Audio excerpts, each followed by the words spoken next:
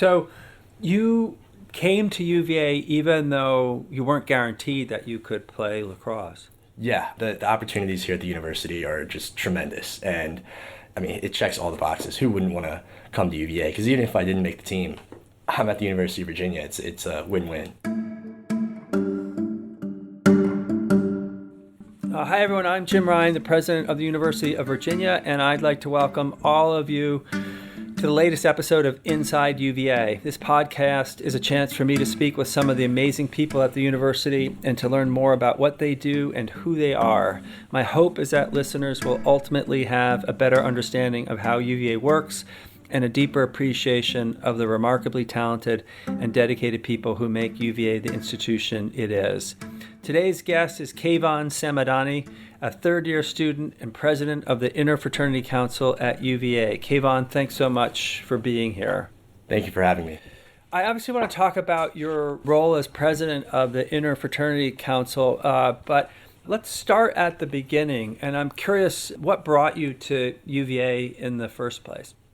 Yeah, it's my state school. It's a prestigious university, and it's a place where I feel like a lot of, basically every Virginia resident thinks about going, wants to go, aspires to get into. So where's your hometown? Alexandria, Virginia, so Northern Virginia. Originally, I planned on playing college lacrosse. I was looking at going other places. I got into UVA, and my coach knows Coach Tiffany personally, and he calls Coach Tiffany right in front of me, goes, I got this kid, Kayvon Samadani, he can play ball, will you give him a shot? Coach Tiffany says, yeah, I'll give him a shot. So, I went knowing the academic component, the social component fit my personality, and then I, wanted to do the lacrosse component.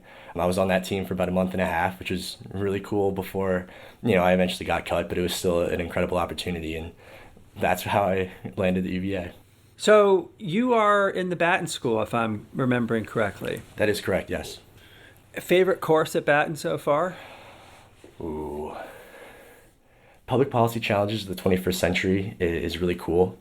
I mean, it's hard to pick just one. I'll also say that Intro to Public Policy was really cool because it really helped me develop a solid foundation of what the public policy process is. Social psychology, which is a prereq, that was really cool. Econ 201 with Professor Elzinga is really, it's all just different lenses with which to view the world, and it's all so impactful that it's hard for me to pick one.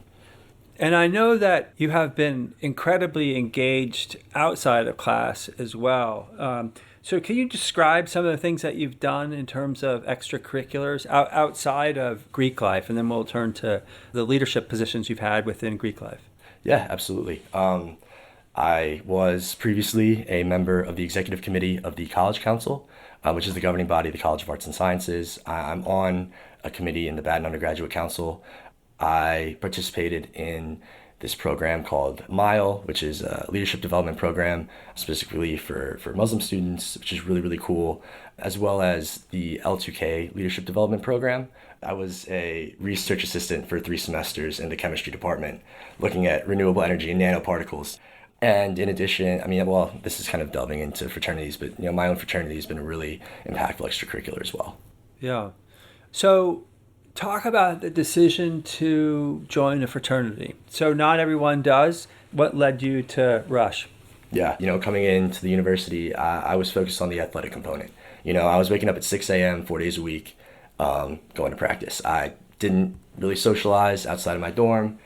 I kind of was like, it's really silly. I don't need that. But then randomly one of my hallmates just invited me to a watch party for a football game, and I got to have burgers with the guys, and I just got this overwhelming sense that they cared about each other and they cared about me. They wanted to get to know who I was.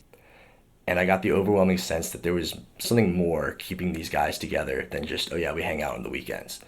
I continued to kind of hang out with them, and once I ended up, getting cut from the lacrosse team and being able to hang out with those guys in, more relaxed settings was really cool. And then come Rush, I went to as many places as I could. I tried to cast a wide net, see, what's out there. Is it something for me? And, ultimately I landed on my fraternity, the Sigma Phi, and it's probably the best decision I've made in my college career. The connections that I have with my brothers are truly special, and it's not something that I think you find everywhere else. Yeah, and you have been active, obviously, not just at Sigma Phi, but beyond. So talk about some of the leadership positions you've had. Yeah, so one of the things that was emphasized to me during my pledging process was leadership. Leadership is so important to my fraternity. We were told to lead. We were told to step up and be change makers. And so in my pledge class, I was elected scholarship chairman, which meant I organized 2 study sessions a week, and then from there, I started to kind of realize that I felt a pretty strong connection to social justice issues. And so I ran for diversity chairman by fraternity. I got it. Then, my brothers kind of said, man, you got a knack for this. Like, you're really good at this. You should consider running for the IFC position. I never would have thought about that. But they helped me. They supported me and said, no, you can. You can make change be impactful. And I did. And I won that as well. And I remember hearing from the previous chairman, there's not really much for you to do. Kind of just do whatever you want. And I was thinking, really? Like, okay. And so I took that message of leadership and I said, I am going to make this something. And I just made people say no to me. I really took the opportunity to try to build bridges across the Greek community here on grounds. So what were you trying to do and what were you able to accomplish when you were working in the position around diversity at IFC? I really wanted to bring the Inter-Fraternity Council to more faces. I think, it's really easy to just recruit guys who show up to your social events. That's a very specific section of UVA, right? And if you just do that, it's going to, be kind of a self-fulfilling prophecy. And, I really wanted to also reconcile with the history of the Inter-Fraternity Council, with the exclusionary history of the Inter-Fraternity Council. And to those ends, I organized a couple first of their kind sort of joint philanthropy ventures with the MPHC and the MGC. So for people who don't know those acronyms, you want to spell them out for us? Yes, Multicultural Greek Council and the National Pan-Hellenic Council. The Multicultural Greek Council serves various cultural identities, and the National Pan-Hellenic Council serves specifically Black collegiate men and women. And we were able to do an all-Greek volleyball tournament, which was a blast. We had, close to 100 people show up to the volleyball courts, and we just played games together and hung out and got to know each other, and it was really cool and a way to create organic friendships and just, hey, like, this is what we're doing, like, what are you doing, like, maybe we could do something together.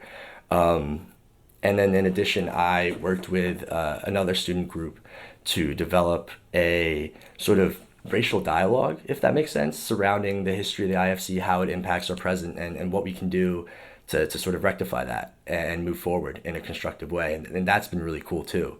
And that's been rolled out, and every chapter that participates has said it's been great. And it's been really helpful. And they're like, we need everybody to hear this. Everybody needs to do this because everybody wants to be a place where young men from all different backgrounds can come and find brotherhood. And I think it's really important to start with that acknowledgement and that understanding of the past so that you can move forward in a constructive way.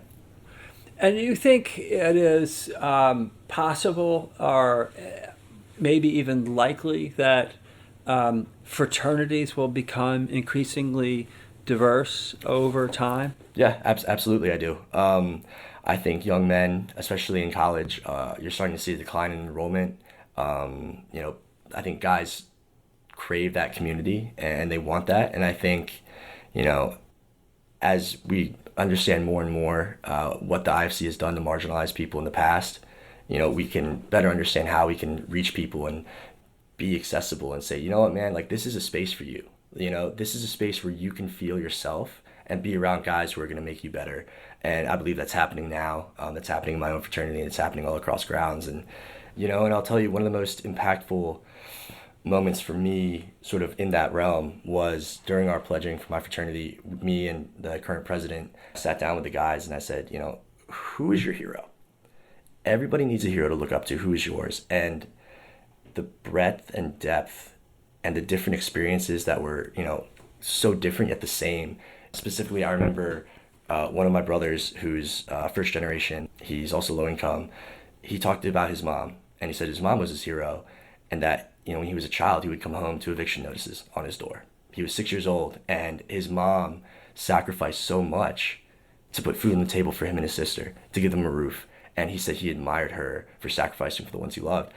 And at the same time, another brother talked about his grandfather, how his grandfather worked really hard to make a company and then sell that company for quite a bit of money. And so, the difference between those two situations, but at the core of it, it was a parental figure sacrificing for their loved ones. And that was just so powerful to me, because on the one hand, I'm literally like in tears about this young man's experience as a child. And on the other hand, I'm also so like awestruck by another young man's grandfather's experience, and I think that's really cool. And I think that's really indicative of what Greek life can do and how it brings people together. Yeah, that's a great story.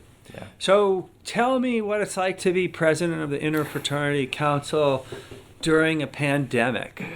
Yeah, I'll tell you, I did not expect to be doing some of the things I did going into this job. I bet. But, yeah, you and me both. Yeah. But, I understood that this was going to require me to make tough decisions. And when push came to shove and it came time to make a fairly difficult decision for the betterment of others and for the safety of the community, This is the decision to go virtual. Rush be Yes. virtual. Yes. Right. The governing board was completely behind it, and they said, yeah, this is the right move. And I believe, we ultimately made the right decision, and I think we had a, successful recruitment season anyway, despite the challenges, and I'm, really proud of that. Well, I think you ought to be proud of it. I mean, as I mentioned at the time, I really admire the fact that you took into account the interests of others. And it clearly was not an easy decision, and a good lesson in that not everyone's going to agree with hard decisions. But all you can do is do what you think is right. So what else is on your agenda? When is your term up? My term ends at the end of the fall semester, my fourth year. So I've got this semester and the next. So you still have got a lot of time. What else would you like to accomplish? Yeah, I really want to do more in sustainability. I think that is an avenue where the Inter-Fraternity Council has been lacking, and I think it's a place where, the social cloud of fraternities can really impact students' habits when, they have a can or a plastic cup. What are they going to do with it? I want to try to empower the people around me in the governing board who are focused on sustainability to make something happen, to develop programming. I also really want to continue to push in the realm of diversity, outreach, and inter-Greek relations. I want to continue building these bridges between the different Greek councils and really focus on advertising to specifically first years, and in my case, first year men, about the space and what it offers. And I think that looks like joint philanthropic ventures, it looks like joint study halls. And in addition, I really want to take more control over the narrative of fraternities online, really try to do a better job of publicizing the really cool things that we do and the pieces of the puzzle that you don't usually see when you're on the outside. I want to make the governing board work for chapters, and I want to help chapters feel empowered to be change makers at their own level and to do cool things and good things for the university. Right. So you're mentioning of taking control of the narrative. I'm curious what you say, and you must have conversations with people who are critical of Greek life, or fraternities in particular. They're too exclusive, or they're sort of a relic of the past, or whatever. I mean, there are some people who just decide it's not for me. And then there are some people who decide it's definitely for me. And then there is a third group that says it's not only not for me, but I think it's a bad thing. Yeah. What do you say to them? One of the things I think about, and that's talked about in my own fraternity, is that no institution survives long unless it serves a human need. And my fraternity's nearing its 200th birthday. I truly believe it serves a human need. People crave community. They crave a community that's not just there for when things are going well, but that's there for when you're down, and that truly wants you to be better, and that can help you succeed.